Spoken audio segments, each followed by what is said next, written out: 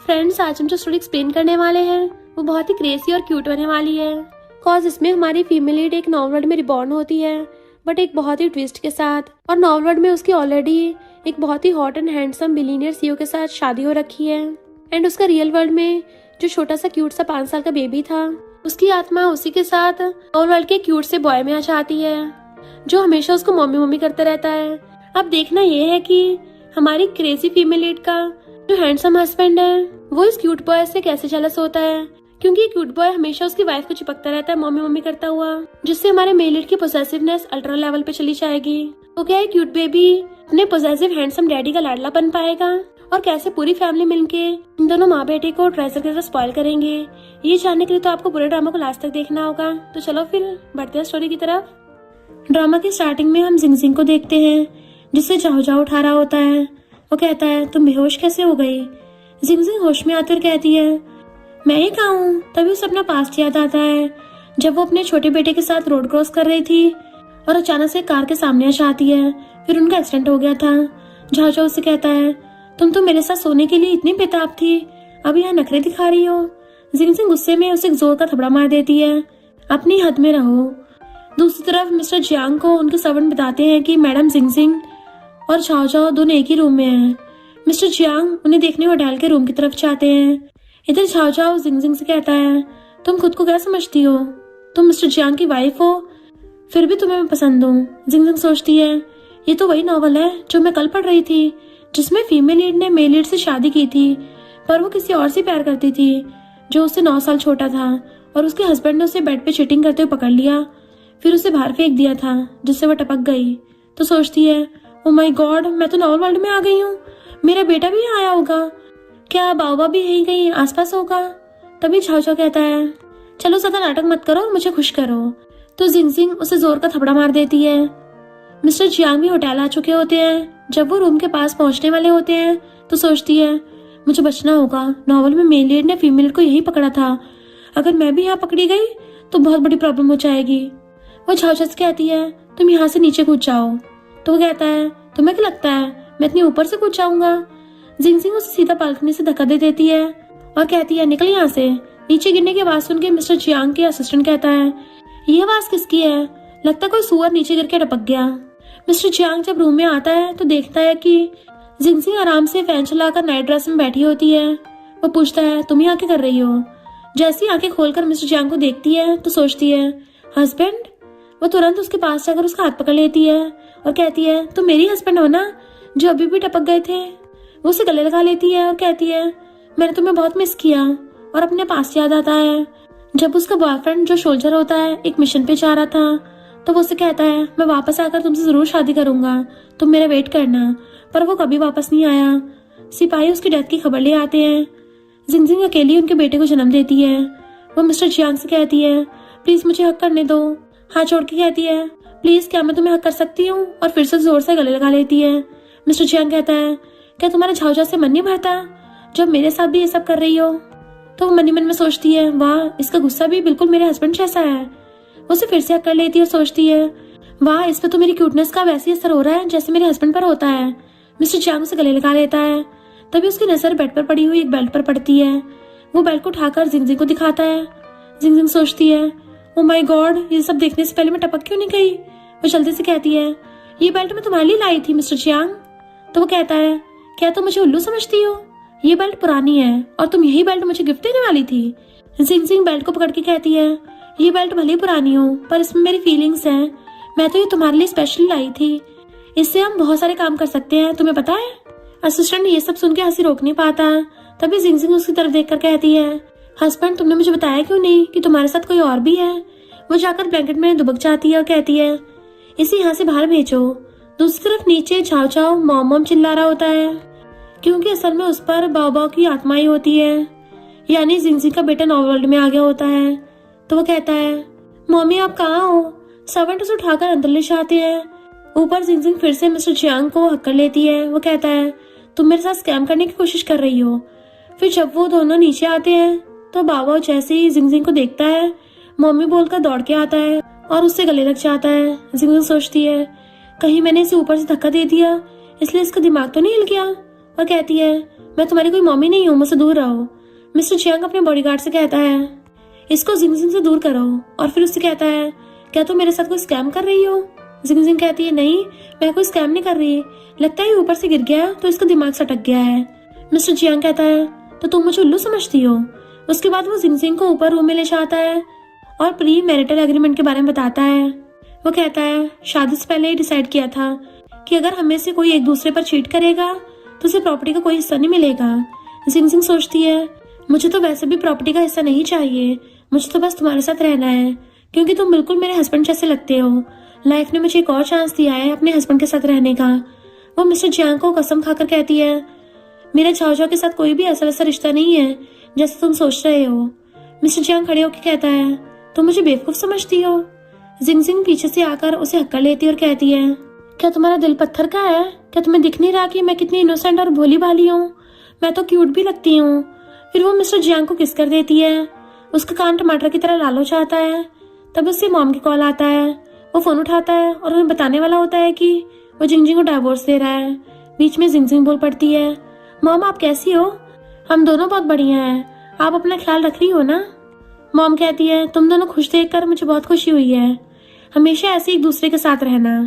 Mister Jiang सोचता है इस लड़की की वजह से मेरे डैड की ये हालत है, वो हॉस्पिटल में है, मैं इसे इतनी आसानी से नहीं जाने दे सकता। जैसे वो मुड़ता है जिंगजिंग कहती है हस्बैंड ये तो हमारे डिवोर्स से पहले का कूलिंग पीरियड है।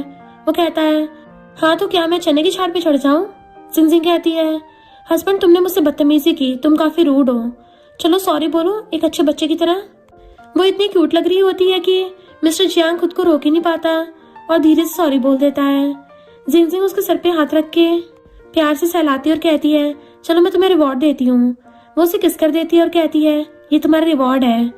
दूसरी तरफ झाओ झाओ अपने घर में बैठ के चिल्लाता है मुझे मेरी मम्मी के पास जाना है, तुम लोगों ने मुझे यहाँ क्यों रखा है? तभी वहाँ डॉक्टर आते हैं।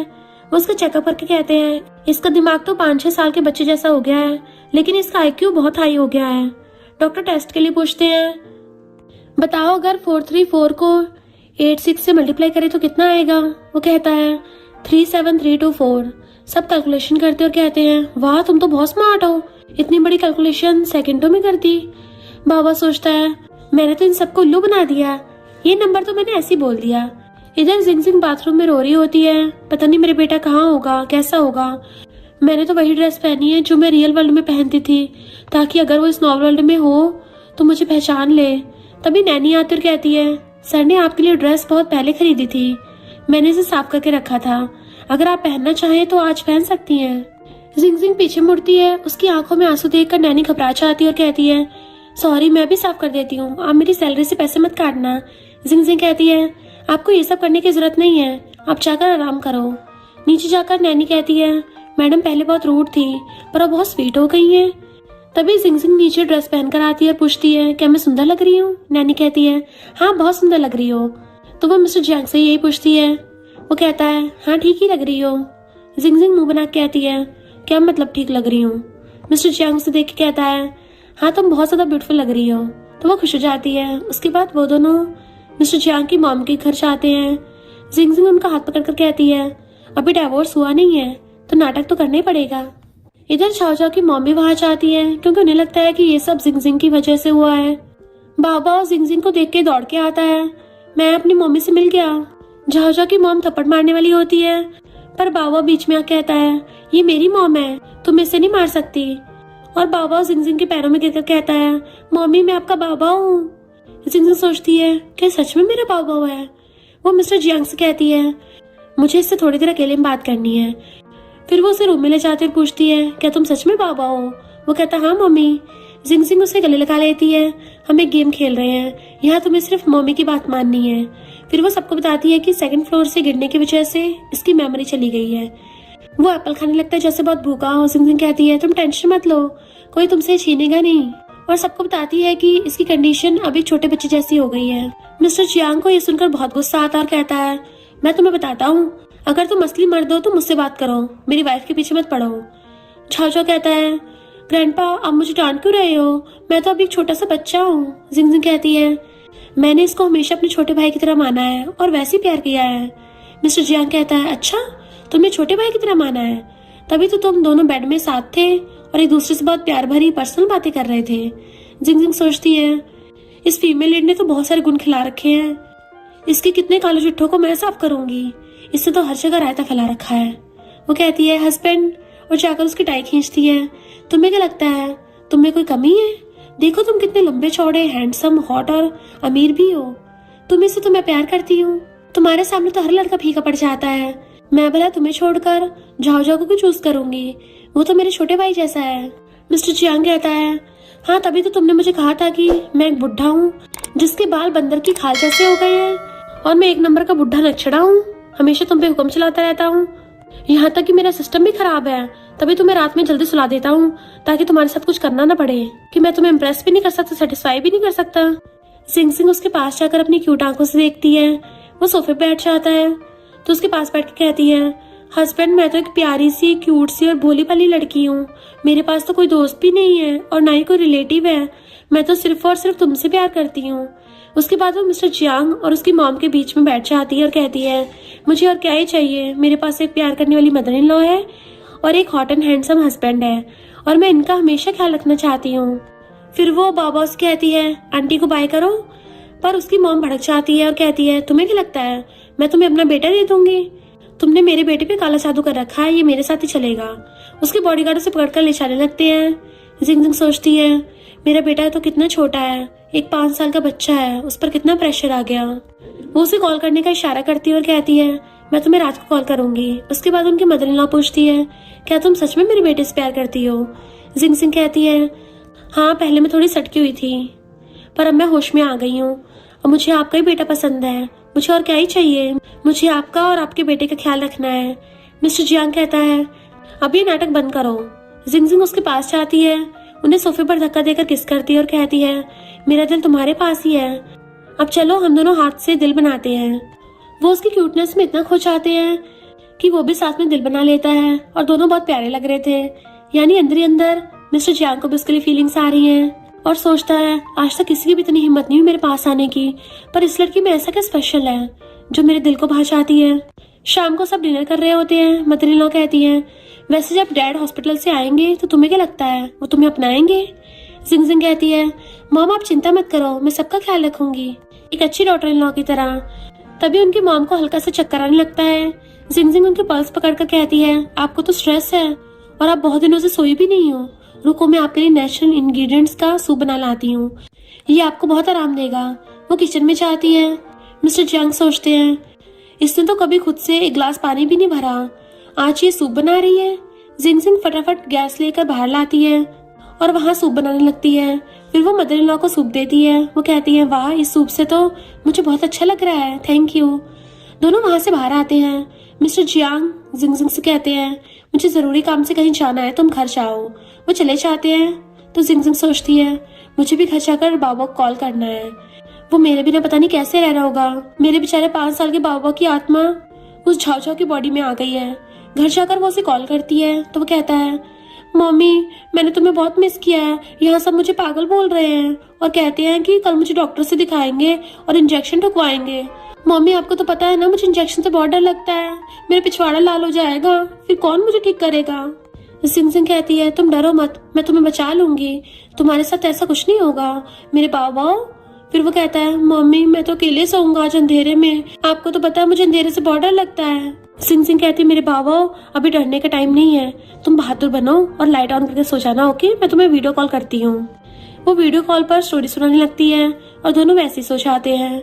रात को मिस्टर जियांग आता है तो जिंगजिंग को बेड पर देखते हुए शॉक हो जाता है। सोचता है, ये मेरे बेड पे कैसे सो रही है, ऐसा तो आज तक कभी नहीं हुआ है, क्या सच में मुझसे प्यार करने लग गई है?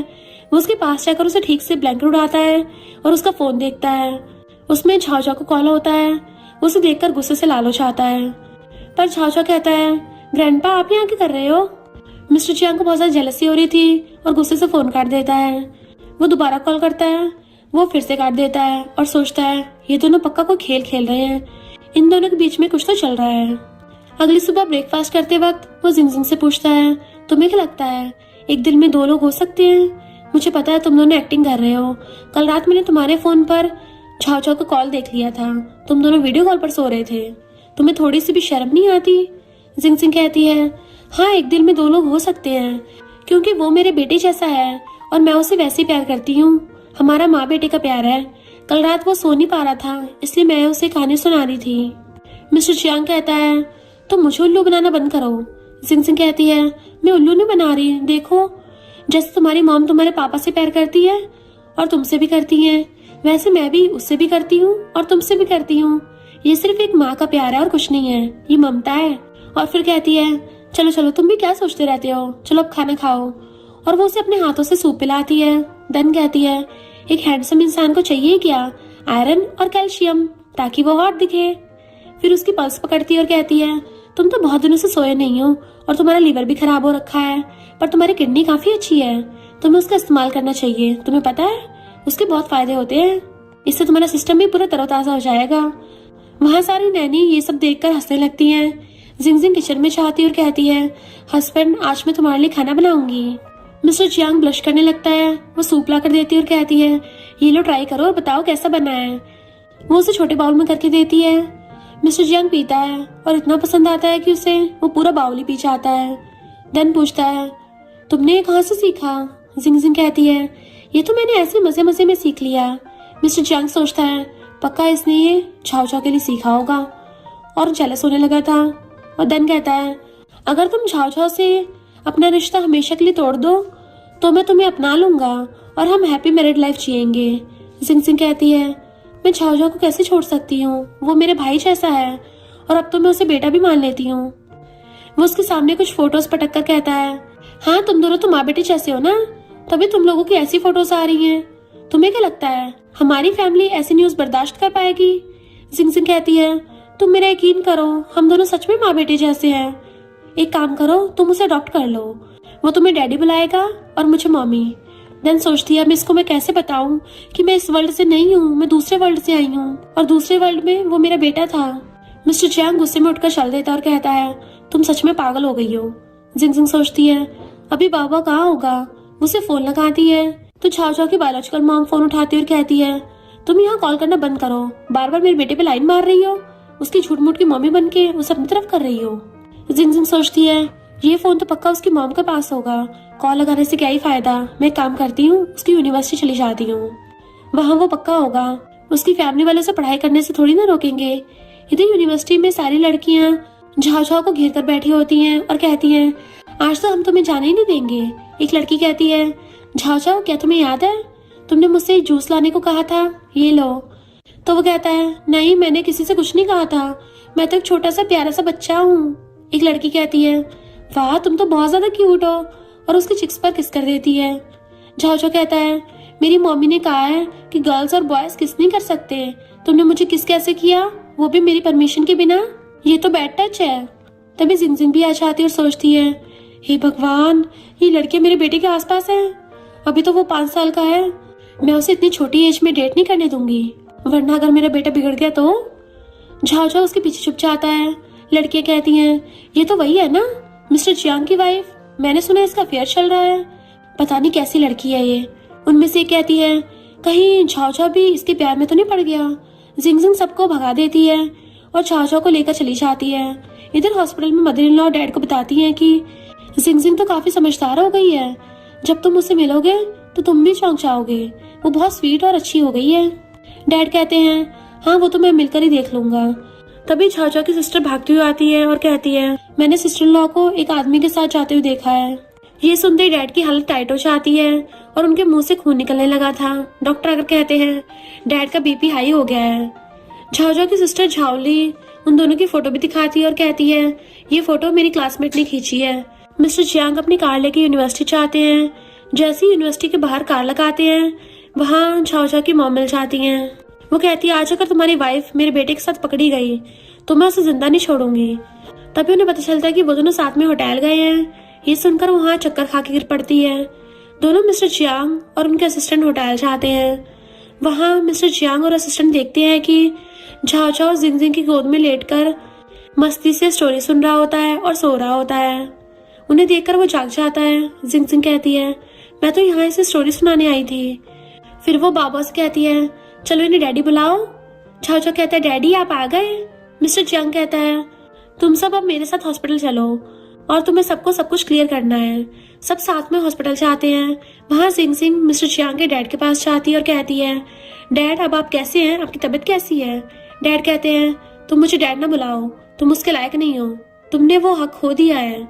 जिंग जिंग उनके पल्स पकड़कर कहती है, आप तो बहुत लंबे समय तक जीने वाले हो, टेंशन मत लो, थोड़ी तबीयत खराब है तो क्या है, मैं आपको ठीक कर दूंगी अच्छा सूप पिलाकर। फिर वो कहती है, मेरे पास आपके लिए सरप्राइज है। वो बाबा से कहती है, इनको ग्रैंडपा बोलो। जैसे डैड ग्रैंडपा सुनते हैं वो शॉक हो जाते हैं और मदर इन लॉ जो बैठ के साइड पर ही थी दोबारा बेहोश हो जाती हैं। शाम को जिंग जिंग रिपोर्ट्स लेकर आती है और सबको बताती है कि ये देखो, इस रिपोर्ट में लिखा है कि झाओ का दिमाग 5 साल के बच्चे जैसा हो गया है, उसे कुछ भी याद नहीं है और वो मुझे अपनी मम्मी मानता है। वो सबको रिपोर्ट्स दिखाती है। मिस्टर चियांग के डैड कहते हैं, अब से तुम्हें इस मैटर को संभालो, ये तुम्हारी वाइफ है तो तुम देखो तुम्हें क्या करना है। जिंग जिंग उनके पास जाती और कहती है, हस्बैंड तुम मेरा यकीन करो। बाबा भी उसके पास जाता और कहता है, डैडी मम्मी प्लीज मुझे छोड़ना मत। मिस्टर चियांग को तो ये सब सुनकर चक्कर ही खा जाते हैं कि ये क्या हो गया है। उसके बाद जिंग जिंग डिवोर्स के पेपर फाड़ती हुई कहती है, आज के बाद हम साथ साथ हैं, कोई किसी से डिवोर्स नहीं लेगा। पर पेपर्स फटते नहीं है तो कहती है, चलो मान लिया कि मैंने पेपर्स फाड़ दिए, अब मैंने कहा है तो मान लो। फिर 2 और पेपर्स निकाल कर कहती है, तुमने तो बहुत सारे डिवोर्स पेपर साइन किए थे, हमारे पास 2 और हैं। वो फिर मिस्टर चियांग के पास जाती और कहती है, हस्बैंड मैं तो तुमसे बहुत प्यार करती हूँ। दोनों जिंग जिंग और बाबाओ मिस्टर चियांग के गालों पर किस कर देते हैं। मिस्टर चियांग तो एकदम शॉक ही हो जाता है और सोचता है, पक्का इन दोनों का दिमाग फिर गया है, इनकी बुद्धि सटे आ गई है। मिस्टर चियांग कहता है, अभी हमारे डिवोर्स का पीरियड चल रहा है तो तुम इसमें कुछ गड़बड़ मत करना। जिंग जिंग कहती है, ठीक है तुम टेंशन मत लो, तुम देखो मैं सबकी फेवरेट बन जाऊंगी और सबका दिल जीत लूंगी। बाबा कहता है, मम्मी ने कभी मुझे किसी को डैडी नहीं बुलाने दिया, आप पहले इंसान हो। रात को जब वो बाबा को सुलाने जा रही होती है तो बाबा उसे कहता है, मम्मी मुझे हमेशा स्टोरी सुनाती हैं तो तुम भी सुनाओ ना। झाओली कहती है, स्टोरी सुनाना तो कितना बोरिंग काम है। बाबा कहता है, कोई बात नहीं, फिर आ जाओ मेरे साथ सो जाओ। झाओली कहती है, तुम पागल हो गए हो, मैं तुम्हारे साथ सोऊंगी। बाबा कहता है, हाँ मुझे अकेले नींद नहीं आती और अंधेरे में डर लगता है।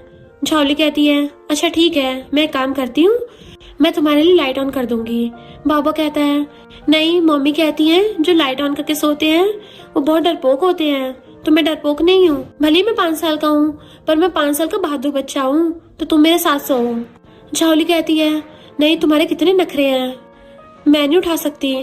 बाबा कहता है, क्या तुम मुझे पसंद नहीं करती? वैसे मुझे फर्क नहीं पड़ता, तुम भी मुझे कुछ खास पसंद नहीं हो, मैं मम्मी के पास जा रहा हूँ। झाओली कहती है, नहीं वहां जाने की जरूरत नहीं है और उसके पैर पकड़ के खींच लेती है। देन कहती है, आओ बैठो मैं तुम्हें स्टोरी सुनाऊंगी। बाबा कहता है, अच्छा ठीक है, मुझे 3 स्टोरी सुनाना। इधर जिंग जिंग मिस्टर चियांग का बेड पर वेट कर रही होती है, एक हॉट सी आउटफिट पहनकर। वो आते हैं तो कहते हैं, अगर तुम बेड पे मेरे साथ सोने में कंफर्टेबल नहीं हो तो मैं सोफे पर सो जाऊंगा, तुम्हें टेंशन लेने की जरूरत नहीं है। जिंग जिंग उसे अपने पास बुलाती है, टाई से खींचकर कहती है, ये कौन सा पहली बार है जो मैं तुम्हारे साथ सो रही हूँ, तुम तो मेरे हस्बैंड हो और काफी हॉट भी हो, मैं बुरा नहीं मानूंगी कि तुम मेरा फायदा उठा लो, तो आ जाओ मेरा फायदा उठा लो। वो शर्मा कर वहां से चल देता है। जिंग जिंग को पास्ट का सीन याद आता है कि कैसे उसका हस्बैंड भी ऐसे शर्मा कर चला जाता था और उसकी बॉडी बहुत मस्त थी। वो सोचती है, गॉड ने मुझे दोबारा मौका दिया है अपने हस्बैंड और अपने बच्चे के साथ जीने का, मैं इसे हाथ से नहीं जाने दूंगी। तभी मिस्टर चियांग वॉशरूम से आते हैं। जिंग जिंग उसकी बॉडी देखकर लट्टू हो जाती है, उन्हें पास खींचकर कहती है, वैसे हमें प्रैक्टिस करनी छोड़नी नहीं चाहिए, प्रैक्टिस से ही तो इंसान परफेक्ट बनता है, चलो हस्बैंड मिलकर प्रैक्टिस करते हैं। और वो उसे बेड पर पुश कर देती है, हाथ पकड़कर किस करने लगती है।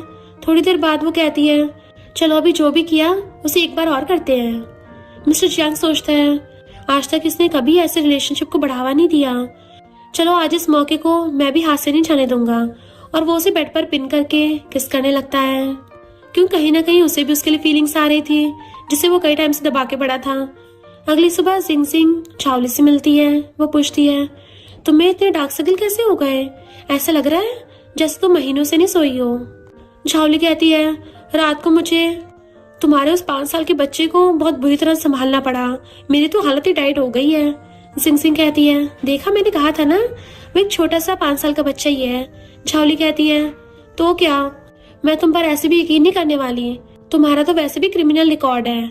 तभी मिस्टर जियांग आ जाते हैं। झालू ने देखकर शॉक्ड हो जाती है और कहती है, तुम्हारी गर्दन पर ये सब क्या है? Oh my God. Jingjing mister Jiang को पास करके कहती है, ये तो हस्बैंड वाइफ के बीच में नॉर्मल होता है ना, तुम इस पर इतना ध्यान मत दो, अपने काम से काम रखो। उसके बाद वो देखती है कि डैड और बाबा साथ में गेम खेल रहे हैं। डैड उसे कहते हैं, तुम मेरे साथ ऐसे बने रहो तो मैं तुम्हें अपनी सारी अच्छी टेक्निक सिखा दूंगा। फिर सब ब्रेकफास्ट करने लगते हैं, पर मॉम देखती हैं कि जिंगजिंग के सूप में ग्रीन अनियन है। वो सोचती है पक्का ये पास्ट की तरह तमाशा करेगी। तभी पास्ट का सीन दिखाते हैं जिसमें जिंगजिंग सूप का बाउल फेंक देती है और कहती है, जब सबको पता है कि मुझे ये पसंद नहीं है तो ये खाने में डाला ही क्यों। वो बाउल रखकर किचन में जाती है।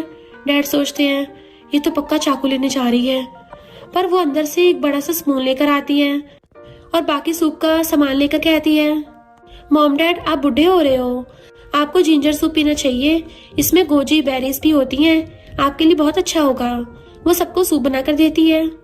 मॉम और डैड दोनों इम्प्रेस हो जाते हैं। तभी मिस्टर जियांग कहते हैं, और मेरे लिए तुमने क्या बनाया, मैं भी तो तुम्हारा हस्बैंड हूँ।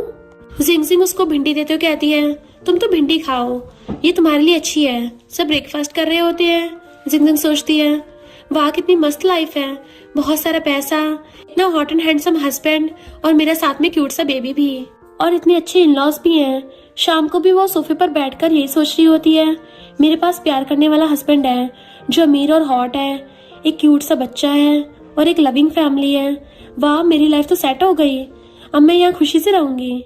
पर वो कहते हैं ना, खुशी ज्यादा देर तक नहीं टिकती। तभी एंट्री होती है एक चुड़ैल की, मेरा मतलब निंग की। जिंगजिंग उसे देखकर सोचती है, कहीं ये वही तो नहीं है जो मेरे पति को चुराएगी, क्योंकि लाइफ आखिर कब तक ही मस्त रह सकती है। वो भागकर मिस्टर जियांग के पास जाती है और उनको अपने पास खींच लेती है।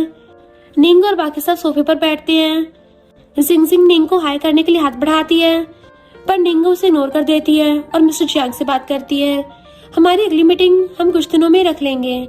झाओली जिंगजिंग को बताती है कि निंग बिग ब्रदर की चाइल्डहुड फ्रेंड है और ये काफी स्मार्ट और टैलेंटेड भी है, पढ़ाई में भी एक्सपर्ट है और इसे सारे काम आते हैं। तो वो सोचती है, अच्छा मतलब तुम यहाँ काम करने आई हो, जैसे घोड़े गधे करते हैं, या फिर मेरे हस्बैंड को लूटने आई हो। आजकल लुटेरे भी घर में आने लगे हैं। निंग कहती है, तुम्हारा ये जोक काफी ओल्ड हो गया है और इसका तो कोई स्टाइल ही नहीं है। जिंगजिंग सोचती है, कोई बात नहीं, स्टाइल की क्या ही बात है, स्टाइल तो मेरे हस्बैंड के पास है। अब सबके पास इतनी औकात नहीं होती ना कि वो मेरे हस्बैंड की वाइफ बन सके। निंग कहती है, हाँ सुना तो मैंने भी है कि तुमने शादी के बाद कितने कांड किए हैं, इतने कांड किए हैं कि डैड को हॉस्पिटल जाना पड़ा। तुम्हारा हस्बैंड ही तुम्हें छोड़ना चाहता था और तुम्हारा तो किसी के साथ अफेयर भी चल रहा था। जिंगजिंग मिस्टर जियांग की तरफ क्यूट आंखों से देखती है और कहती है, हस्बैंड देखो ये मेरे साथ बदतमीजी कर रही है, तुम कुछ कर क्यों नहीं रहे, तुम तो मुझसे बहुत प्यार करते हो ना, देखो मेरी क्यूट क्यूट आंखें। मिस्टर जियांग निंग से कहता है, तुम अभी मेरी वाइफ से माफी मांगो। तभी डैडा चाहते और कहते हैं, ये बातें तो पुरानी हो गई हैं, इसे मिट्टी पाओ, और ऐसे मजाक करने वैसे भी अच्छे नहीं लगते। तभी पीछे से बाबा आ जाता और कहता है, ग्रैंडपा हम और भी गेम खेलेंगे, चलो मुझे और गेम खिलाओ। वो वहां से चल देते हैं। जिंगजिंग बाबा को बुलाती और कहती है, आंटी को हाई करो। बाबा कहता है, हेलो आंटी। निंग चिढ़ जाती और कहती है, मैं तुम्हें आंटी दिखती हूँ। बाबा कहता है, हाँ आप मेरी मम्मी की फ्रेंड हो तो आप मेरी आंटी हुई ना, वैसे मैं आपको बुआ भी बुला सकता हूँ अगर आप मेरे डैडी की सिस्टर बनो तो। इतना कहकर वो वहां से चला जाता है। निंग सोचती है, ये सब यहाँ पे हो क्या रहा है, यहाँ सब कुछ उल्टा पुल्टा क्यों हो गया। झालू से जाकर कहती है, चलो हम अकेले में बात करते हैं, ब्रदर तो अब पक्का उसका गुलाम हो गया है, बिग ब्रदर को अब अपनी वाइफ के सिवा कुछ नहीं दिखता और इस झाओ के दिमाग पर तो चोट आ गई है। हॉस्पिटल से रिपोर्ट्स मिली थी और ये अब सिर्फ जिंगजिंग को ही पहचानता है और उसे अपनी मम्मी मानता है। निंग कहती है, तुम्हारे बिग ब्रदर ने इन सब बातों पर यकीन कैसे कर लिया। चाओली कहती है, ये तो मुझे भी नहीं पता, पर अब जो है सो है। इधर मिस्टर जियांग जिंगजिंग को ग्रेप्स खिला रहा होता है, पर वो मुंह फुलाकर बैठी होती है तो वो उसे मनाकर ग्रेप्स खिलाता है। चाओली निंग को कहती है, वैसे अगर हमें इन दोनों की चीटिंग का एविडेंस मिल जाए तो भाई से डिवोर्स दे देंगे। जिंगजिंग सोचती है, ये दोनों क्या खुसर पुसर कर रहे हैं। वो उनके पीछे चाहती है। सारी बातें सुनकर एकदम से ताली बजा देती है और कहती है, हाँ मैं भी इंतजार करूंगी, कि तुम मेरी चीटिंग का सबूत ढूंढो। प्लीज अपनी कोशिश कंटिन्यू रखो। झावली डर के भाग जाती है, फिर निंग भी जाने लगती है। जिंग जिंग उसके पीछे जाती है और कहती है, अगली बार बताकर आना, मैं तुम्हारे लिए ग्रीन टी बनाकर रखूंगी। चलो अब जाओ यहाँ से, बाय बाय। वो डैड के पास जाती है और कहती है, डैड आपको लोगों को ऐसी चीजें नहीं बतानी चाहिए, ये हमारे घर का मामला है। क्या आप मुझे पसंद नहीं करते? आप पुरानी बातों को भूल जाओ, मैं थोड़ी बेवकूफ थी। डैड कहते हैं, ऐसा नहीं है कि मैं तुम्हें पसंद नहीं करता, मैंने कब ऐसा किया? जिंग जिंग कहती है, अभी आपने निंग के सामने मेरी बुराई की है, आपको ऐसा नहीं करना चाहिए। क्या मैं आपको क्यूट, इनोसेंट, भोली भाली नहीं दिखती हूँ? तभी मॉमा चाहती हैं। जिंग जिंग उन्हें बैठाकर कहती है, मॉम देखो ना। वो उन्हें मसाज देने लगती है और कहती है, देखो ना, डैड ने मेरी बुराई की सबके सामने। डैड कहते हैं, अच्छा मैं तुम्हें माफ करता हूँ। तभी झावली आती है और कहती है, डैड ये कब से हो गया? डैड कहते हैं, अगर तुम टाइम से समझ जाओ तो चीजें बहुत अच्छी होती हैं। जिंग जिंग उसके पास उठकर जाती है और कहती है, ये कैंडी खाओ, तुम्हारे गले के लिए काफी अच्छी है। झावली कहती है, तुम्हें क्या लगता है तुम मुझे ये सब करके फंसा लोगी? नहीं, मैं तुम पर वैसे भी यकीन नहीं करने वाली। और वहां से चली जाती है। वहां मिस्टर जियांग आते हुए कहते हैं, मैं थोड़ी देर ऑफिस जा रहा हूँ, कुछ काम है। जिंग जिंग कहती है, अच्छा ठीक है, ध्यान से जाना। वो उनकी शर्ट पकड़कर कहती है, मैं तुम्हारे लिए लंच बनाकर रखूंगी। वो उसका हाथ पकड़कर कहता है, हाँ मैं भी जल्दी आऊंगा। थोड़ी देर बाद झावली दोबारा आती है। जिंग जिंग उससे पूछती है, वैसे मैंने देखा आजकल तुम कोई school party, college, shopping, reunion किसी चीज में नहीं जाती हो। झावली कहती है, हाँ मैं नहीं जाऊंगी क्योंकि मुझे तुम दोनों पर नजर रखनी है। जिंग जिंग कहती है, तुम्हें स्कूल तो जाना ही होगा, तुम स्कूल थोड़ी छोड़ सकती हो। झावली कहती है, हाँ कोई बात नहीं, मैं इसे भी साथ ले जाऊंगी। जिंग जिंग कहती है, हाँ ये तो बहुत मस्त बात हो गई, मैं भी थोड़ी देर फ्री रहूंगी और मस्ती करूंगी। झावली का मुंह बन जाता है और वहां से चली जाती है। उसके बाद जिंग जिंग मॉम से पूछती है, मॉम वैसे मुझे मैरिज गिफ्ट में क्या मिला था? मॉम कहती है, बेटा तुम एक अनाथ फैमिली से हो तो तुम्हें कुछ नहीं मिला था, पर तुमने अपने पैसे गोल्ड बार्स में बदल कर रख दिए थे। जिंग जिंग कहती है, मॉम प्लीज मुझे ले चलो ना, मुझे देखना है। मॉम उसे वहां ले जाती है। सारा गोल्ड देखकर जिंग जिंग की आंखें फटी की फटी रह जाती हैं। वो कहती है, मॉम अब मैंने स्पेंड करूंगी और शॉपिंग पे जाऊंगी। वो कुछ गोल्ड बार्स उठा लेती है। मॉम बताती है कि वैसे तो मिस्टर चियांग ने तुम्हें ब्लैक कार्ड भी दिए थे, पर तुमने कहा था कि तुम उसके पैसे इस्तेमाल करने से पहले मरना पसंद करोगी, तुमने कभी उसके पैसे इस्तेमाल नहीं किए। जिंग जिंग कहती है, मॉम तब तो मैं थोड़ी पागल थी, मेरी सटकी हुई थी, पर अब मैं समझदार और मैच्योर हो गई हूँ। और मॉम को किस करके कहती है, मैं शॉपिंग करने जा रही हूँ। मॉम सोचती है, ये लड़की तो पागल हो गई है, काफी बदल गई है, पर चलो जो भी अच्छा है, फैमिली का माहौल तो सुधर गया। शाम को जब सब डिनर कर रहे होते हैं, वो शॉपिंग करके आती है, वो भी पूरी सोने से लदी हुई ऊपर से नीचे तक। सब उसे देखते हैं। बाबा पूछता है, मम्मी ये चमकीली चीज क्या है? जिंग जिंग कहती है, बेटा ये गोल्ड है। बाबा कहता है, हम कैसे खा सकते हैं? जिंग जिंग कहती है, इसे खा तो नहीं सकते, पर इसे बेचकर हम बहुत सारी अच्छी अच्छी चीजें खाने को ले सकते हैं। पर वो सबसे कहती है, मैं आप सबके लिए भी गिफ्ट लेके आई हूँ। वो हस्बैंड को बटन गिफ्ट करती है और कहती है, आजकल तुम काफी मेहनत कर रहे हो, ये तुम्हारे लिए। और उसके गाल पे किस कर लेती है। वो सबके सामने टमाटर जैसे लाल हो जाते हैं।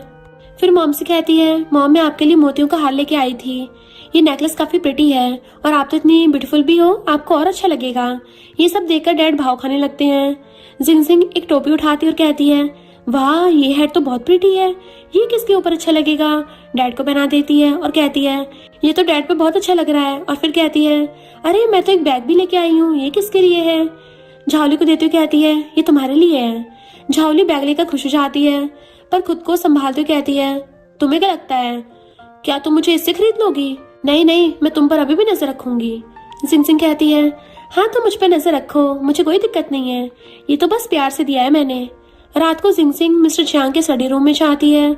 वह उन्हें देखकर इमोशनल हो जाती है कि वो कितनी मेहनत से काम कर रहे हैं। सोचती है, ये सारे प्यारे मोमेंट्स मैंने अपनी लाइफ में मिस कर दिए थे, भगवान ने मुझे दोबारा मौका दिया है। उसकी आंखों में आंसू आ जाते हैं। मिस्टर चियांग पूछते हैं, तुम यहाँ क्या कर रही हो? जिंग जिंग कहती है, मैं बाबा के लिए बुक लेने आई हूँ, उससे रात को स्टोरी सुने बिना नींद नहीं आती।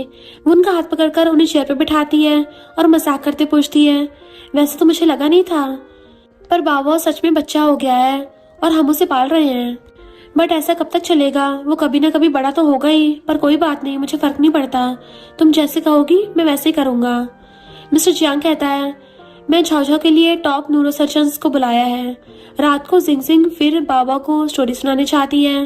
वो एक बहुत अच्छी स्टोरी सुनाती है जिसे देखकर बाबा इमोशनल हो जाता है और कहता है, मम्मी मुझे हक चाहिए।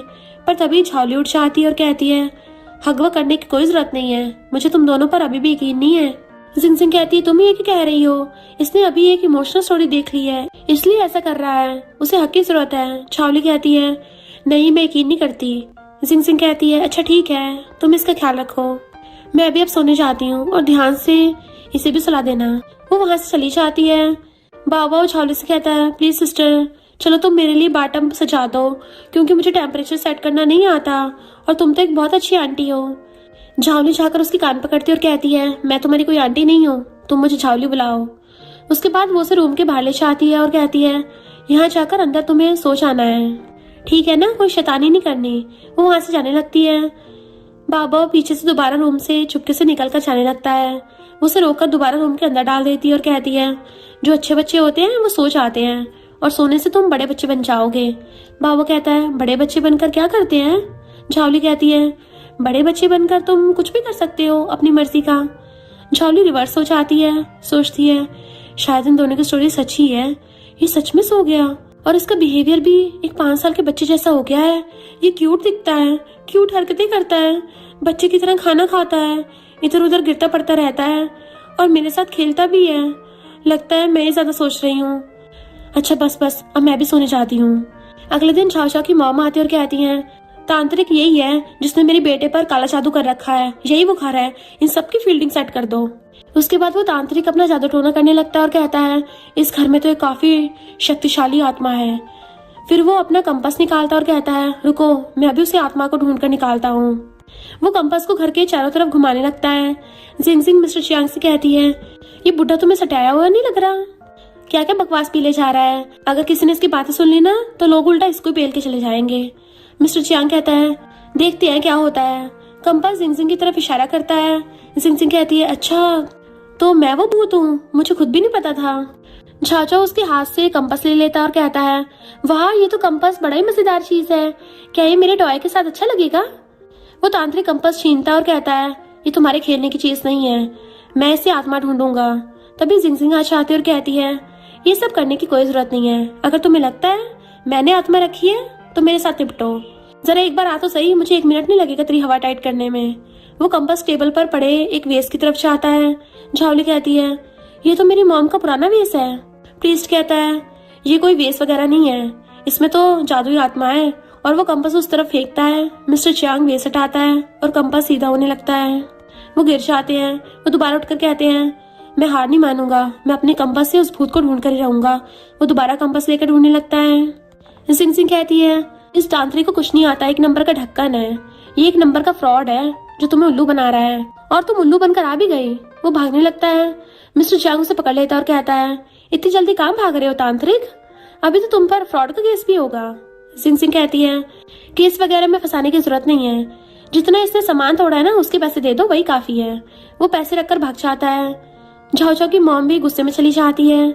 जिंगजिंग मिस्टर चियांग से कहती है, आज तो मुझे बहुत अच्छा लगा, तुम बहुत हैंडसम लग रहे थे मुझे प्रोटेक्ट करते हुए, जैसे एक वाइफ अपने हस्बैंड को करती है। मैं तो काफी इम्प्रेस ही हो गई।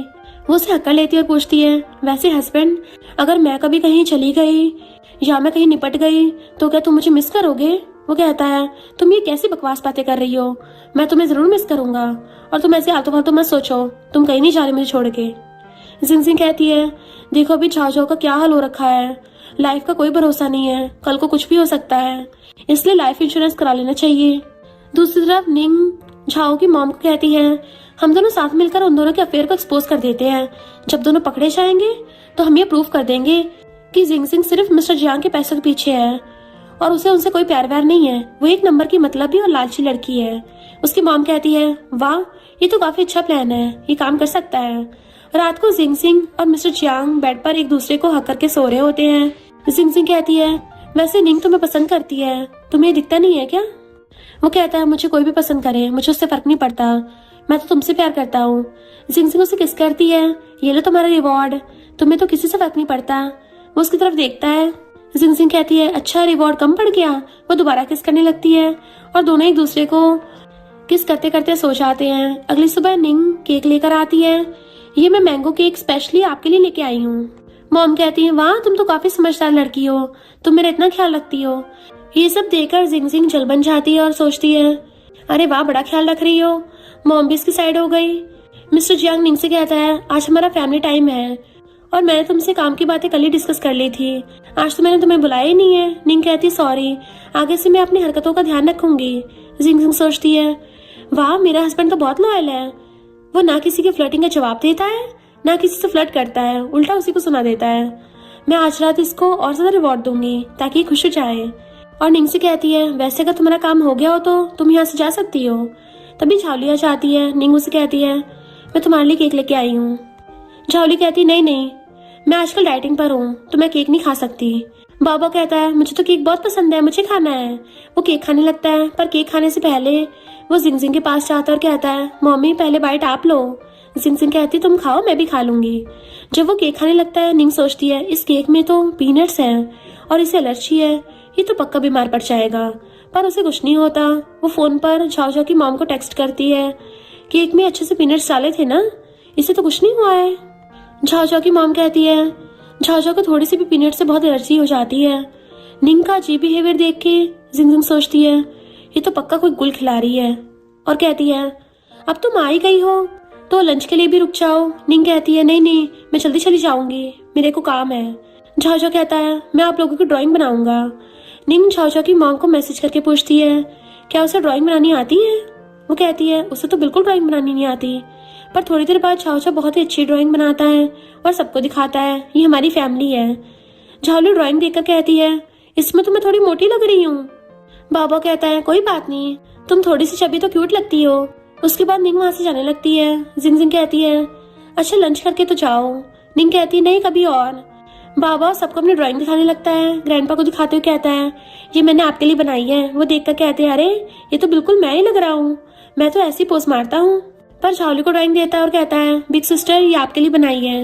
वो देखकर कहती है वाह ये तो काफी प्यारी है, ये तुमने कब बनाई। तो कहता है कल जब तुम मेरे साथ खेल रही थी तब मैंने ये बनाई है। रात को मिस्टर चियांग और जिंग जिंग पूल साइड पर बैठे थे। मिस्टर चियांग उसे कोड उड़ाते हुए कहता है तुम थोड़ा अपना ध्यान रखा करो वरना तुम्हें ठंड लग जाएगी और मैं अपनी वाइफ को बीमार नहीं देख सकता। दोनों साइड में चेयर पर बैठ जाते हैं और वाइन पीते हैं। जिंग जिंग कहती है वैसे हस्बैंड मैं सोच रही थी कि मेरी ड्राइंग काफी अच्छी है तो मैं उसकी टीचर क्यों ना बन जाऊं किसी यूनिवर्सिटी में। वो कहता है अच्छा मुझे तो पता ही नहीं था तुम्हारी ड्राइंग अच्छी है, अगर तुम चाहो तो कर सकती हो, मैं तुम्हारा पूरा सपोर्ट करूंगा। जिंग जिंग सोचती है वाह ये ठरकी इंसान मुझे वाइफ नहीं बुला सकता, एक नंबर का जल कुकुड़ आया है। वो उसकी बातें सुन लेता और कहता है मुझे तुम पर पूरा यकीन है वाइफ। जिंग जिंग फिर पूछती है तुम मुझसे कितना प्यार करते हो, क्या तुम मुझे हमेशा प्यार करोगे। वो कहता है हाँ मैं तुमसे हर रोज और भी ज्यादा प्यार करने लगता हूँ। अगले दिन जिंग जिंग यूनिवर्सिटी जाती है और अपनी ड्राइंग सिखाती है। उसकी ड्राइंग इतनी सुंदर होती है कि टीचर उसे सिलेक्ट कर लेते हैं और कहते हैं तुम कल से ज्वाइन कर लेना।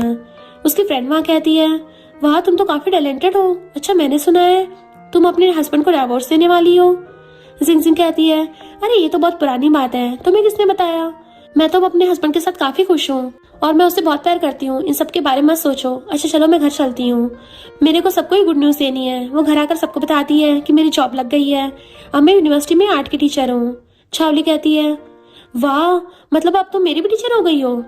मिस्टर जियांग उसका कान पकड़कर कहता है तुम मुझसे सिस्टर इन लॉ बुलाओ, वो तुम्हारे सिस्टर इन लॉ है। छावली कहती है भाई आप पहले तो कभी ऐसे नहीं थे, बिग ब्रदर आपको क्या हो गया है। अगले दिन जिंग जिंग झावली और बाबा को साथ स्कूल लेके जाती है। वहाँ सब उन्हें देखकर गॉसिप करने लगते हैं, ये तो वही है ना जिसका झाओ झाओ के साथ अफेयर चल रहा था, ये दोनों साथ कैसे। उसके बाद सब जिंग जिंग की क्लास के लिए एक्साइटेड होते हैं और वो क्लास करने जाती है। जिंग जिंग वहाँ सबको बहुत अच्छे से पढ़ाती है। उसके बाद वो वहाँ से चली जाती है। पर वहाँ की सारी लड़कियां झाओ झाओ के पास आती हैं और कहती हैं वाह ये टीचर तुम्हें इतना स्पेशल क्यों ट्रीट कर रही थी। झाओ झाओ कहता है क्योंकि वो मेरी बिग सिस्टर है। एक लड़की कहती है क्या तुम मेरा कॉन्टेक्ट नंबर सेव कर सकती हो। तभी झाओलिया चाहती है और कहती है नहीं इसे सिर्फ पढ़ाई पर ध्यान देना है, ये इन सब चीजों पर ध्यान नहीं देगा। लड़की कहती है तुम इसकी लगती क्या हो। झाओली कहती है बताओ इन्हें मैं तुम्हारी क्या लगती हूँ। तो वो कहता है ये मेरी आंटी है। झाओली से मारने को भागती है, मैं तुम्हारी आंटी हूँ, मैं किस तरह से तुम्हारी आंटी लगती हूँ, इतनी जवान हूँ मैं तो। कैफेटेरिया में बैठकर सब खाना खा रहे होते हैं। जिंगजिंग अपने खाने में से झाओ झाओ को देती हुई कहती है, ये लो तुम और खाओ, तुम्हें हेल्दी होना है ताकि मेरा बेटा जल्दी से बड़ा हो जाए। उसकी फ्रेंड ये देखकर कहती है, वाह तुम तो काफी बदल गई हो, तुम्हें ऐसे देखकर काफी अच्छा लग रहा है। शाम को जिंगजिंग और मिस्टर जियांग बेड पर साथ लेटे होते हैं। वो पूछते हैं, और आज का स्कूल का दिन कैसा गया? तुम्हें तो काफी मजा आया होगा, आज तुम पहली बार टीचर बनी। जिंगजिंग कहती है, आज का दिन तो बहुत अच्छा था। वैसे आज बाबा और झालू ने काफी तमाशा किया है। वो कहता है, क्या तुमने मुझ पर अपने जासूस छोड़ रखे हैं, तुम्हें कैसे पता? जिंगजिंग कहती है, हस्बैंड अगर बाबा तुम्हारा बच्चा होता तुम्हें कैसा लगता? वो कहता है, मैं तो ये सुनकर पागल ही हो जाता। जिंगजिंग भी मन में सोचती है, हाँ ऐसी बकवास कहानी पर कौन ही यकीन करेगा। अगले दिन शाम को दोनों पूल साइड पर बैठते हैं। जिंगजिंग मिस्टर जियांग से कहती है, तुम्हें नहीं लगता कि हमें बेबी कर लेना चाहिए? मुझे भी खुद का बेबी चाहिए। दोनों एक दूसरे को किस करने लगते हैं, पर किस करने से पहले जिंगजिंग अपने लिप्स पर अपने हाथों से किस करती है और वो हाथ मिस्टर जियांग के लिप्स पर रख देती है। अगले दिन स्कूल में झाओ झाओ की मॉम जिंगजिंग से माफी मांगती है, सॉरी मेरी वजह से तुम्हें बहुत प्रॉब्लम हुई है, मैंने तुम पर यकीन नहीं किया था, तुम तो बस मेरे बेटे का भला चाहती थी, प्लीज मुझे माफ कर दो।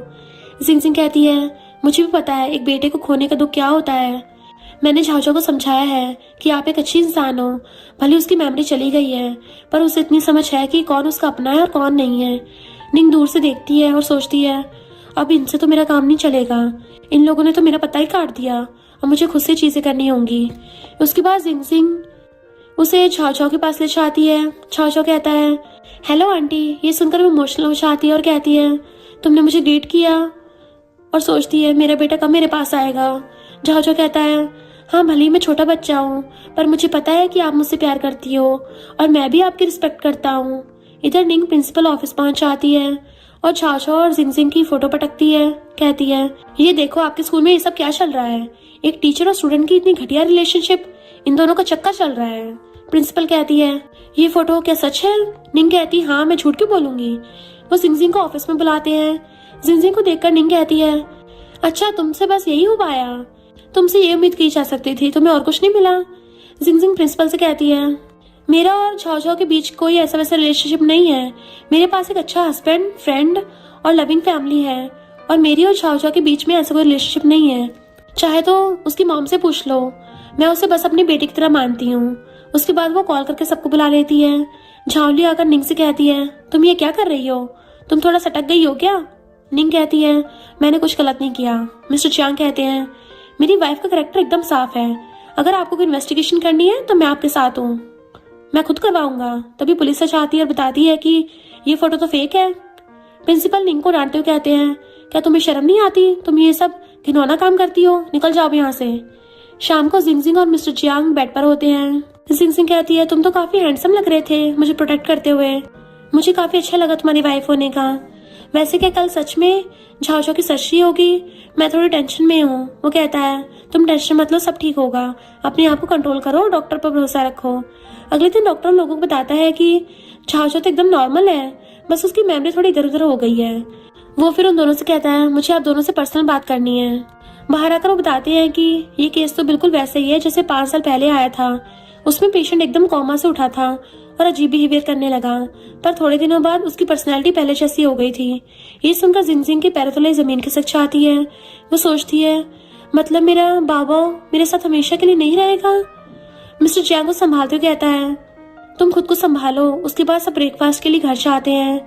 सब ब्रेकफास्ट कर रहे होते हैं और अब सबको बाबा बहुत पसंद आ गया था, वो लोग उससे बहुत प्यार करते थे। ब्रेकफास्ट करते वक्त जिंगजिंग की तबीयत थोड़ी बिगड़ जाती है। वो ग्लास उठाकर पानी पीती है। मिस्टर जियांग कहता है, चलो हम डॉक्टर को दिखाते हैं। जिंगजिंग कहती, कोई बात नहीं, मैं खुद चली जाऊंगी। दोनों डॉक्टर के पास जाते हैं। डॉक्टर बताती है कि जिंगजिंग प्रेग्नेंट है, तो दोनों खुशी के मारे पागल हो जाते हैं। जिंगजिंग उसे किस करती है और कहती है, तुम इतने शॉक्ड क्यों हो, ये तो खुशी की बात है। उसके बाद उन्हें एक दूसरे को हक करने लगते हैं। घर पर आकर वो सबको बताते हैं ये वाली गुड न्यूज कि जिंगजिंग प्रेग्नेंट है। ये देखकर सब खुश हो जाते हैं और कहते हैं, वाह मेरी डॉटर इन लॉ तो बहुत अच्छी है, उसने मुझे इतनी जल्दी ग्रैंडमा बना दिया। थोड़ी देर में ही झाओ झाओ आ जाता है और कहता है, मम्मी मुझे ऐसा लग रहा है कि मैं कहीं जा रहा हूँ, प्लीज मुझे बचा लो। जब उसे हॉस्पिटल ले जाते हैं तो कोमा में चला जाता है वो। फिर हम डायरेक्ट 9 मंथ बाद देखते हैं कि जिंगजिंग एक बेबी को जन्म देती है। उसको इतना दर्द हो रहा होता है कि वो मिस्टर जियांग के कान पकड़कर ऐसे खींचती है जैसे वो उसके पूरे दोनों कान उखाड़ लेगी। वो कहता है, मेरे दोनों कानों को तो बख्श दो प्लीज। उसके बाद बेबी आता है और बेबी के आते ही दूसरी तरफ झाओ को भी होश जाता है। वो कहता है मॉम मैं यहाँ क्या कर रहा हूँ। यानी वो अपनी मॉम को पहचानने लग गया। उसकी मॉम कहती है तुमने मुझे कितने दिनों बाद मॉम बुलाया है, तुम्हें पता है मैंने तुम्हें कितना याद किया। उसकी बायोलॉजिकल मॉम बड़ा खुश होती है तो कहता है सॉरी मॉम, मेरी वजह से आपको इतनी टेंशन लेनी पड़ी, मुझे माफ कर दो। एक साथ आज जिंग अपने बेड में अपने बेबी के साथ बैठी होती है। वो सोचती है बाबा तुम कहाँ हो, 1 साल हो गया तुम मुझे अभी तक नहीं मिले, क्या तुम इसी वर्ल्ड में हो या किसी और वर्ल्ड में। तभी वो बेबी बोलता है मम्मी मैं ही बाबा हूँ। ये देखकर वो शॉक्ड हो जाती है और कहती है क्या तुम मेरे बाबा हो। बेबी कहता है हाँ, भले मैं बोल नहीं सकता पर मैं आप ही का बाबा हूँ। तभी मिस्टर चियांग आता और कहता है मैंने हमारे बेटे को बोलते हुए सुना है। जिंग कहती है हाँ इसने बोला। बेबी कहता है डैडी देखो मैं यहाँ हूँ। जिंग कहती है वैसे हस्बैंड मैं अगर तुम्हें एक स्टोरी बताऊं कि एक लड़की थी और उसका एक बॉयफ्रेंड था जो उसे दुनिया से जल्दी छोड़ के चला गया था। उस लड़की को पता चला कि वो उसे प्रेग्नेंट थी अपने बॉयफ्रेंड से और उसको बेटा हुआ। बट फिर बाद में उन दोनों का कार एक्सीडेंट हो गया और वो दोबारा नए वर्ल्ड में आ गए जहाँ वो खुशी से रहने लगे। तुम क्या इस कहानी को मानोगे। वो कहता है मैं कुछ मानूं न मानूं, मैं सिर्फ तुम्हें मानता हूँ, मैं तुमसे बहुत प्यार करता हूँ और मेरे लिए यही काफी है। देन वो तीनों हमेशा साथ में रहने लग जाते हैं, अपनी फैमिली के साथ खुश रहने लगे थे। फाइनली उन दोनों को अपना बाबा भी मिल गया था और यहीं पर हमारे ड्रामा की हैप्पी एंडिंग हो जाती है। और इसी के साथ इस स्टोरी का एंड हो जाता है। अगर आपको ये स्टोरी पसंद आई हो तो लाइक शेयर और कमेंट करते जाना। तो बस थोड़ा सा इंतजार करना, फिर मिलेंगे न्यू स्टोरी में।